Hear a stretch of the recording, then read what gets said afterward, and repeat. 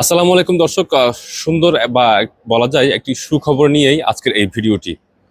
মূলত এখন আমরা বিভিন্ন আসলে ভিসা সংক্রান্ত কাজের সাথে যারা জড়িত আছে তাদের সাথে কথা বলে যেটি জানতে পেরেছি যে সংযুক্ত আরব আমিরাতে বাংলাদেশিদের ভিসা টাইপ হচ্ছে, এক কথায় যাদের ভিসা ক্যান্সেল রয়েছে এবং যারা অভ্যন্তরীণ সংযুক্ত আরব আমিরাতের ভেতরে রয়েছে অভ্যন্তরীণ ভিসা ট্রান্সফার হচ্ছে।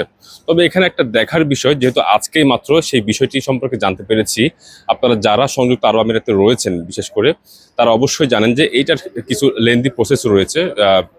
বলা যায় হাতে গোনা সপ্তাহ সপ্তাহ 2, 4, 5 দিন এই ধরনের লেবার অ্যাপ্রুভাল রয়েছে, আরো বেশ কিছু অ্যাপ্রুভাল রয়েছে।